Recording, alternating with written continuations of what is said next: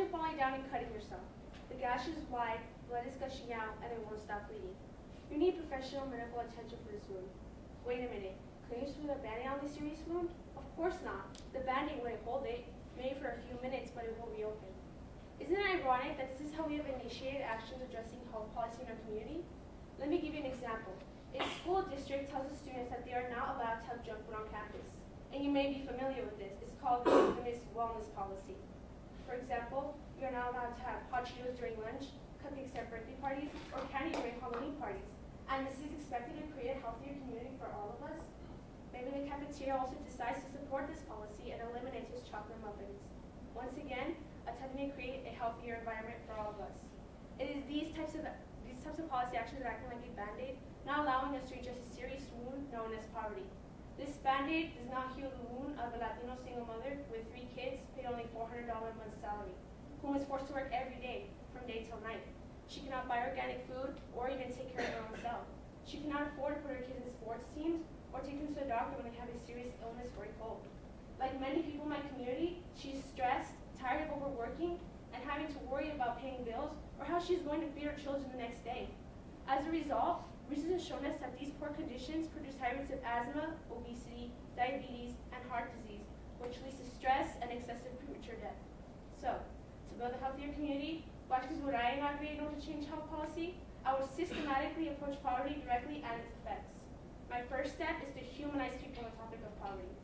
And what this means is to make sure that all people, despite their personal backgrounds, are seen as brothers and sisters to everyone.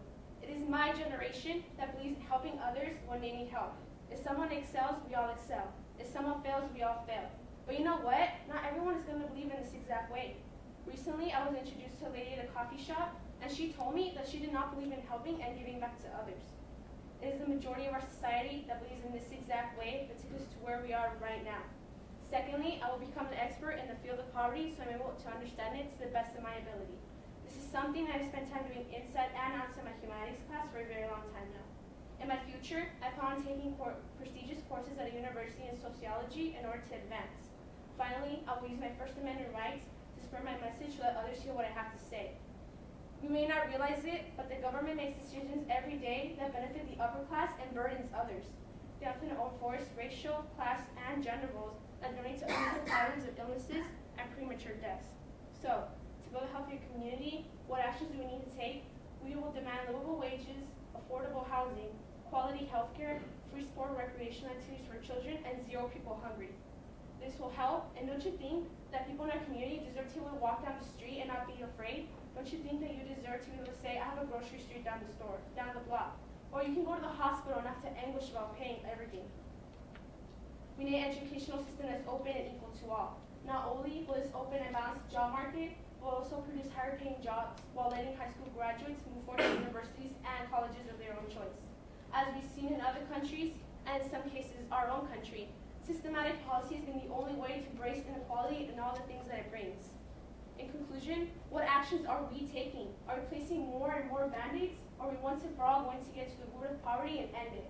Like Cornel West quotes, poverty is the worst form of violence that there is. We cannot afford any more wounds in this time period. We need to end poverty now. It is up to me and my generation to end the poverty and bring it in tomorrow.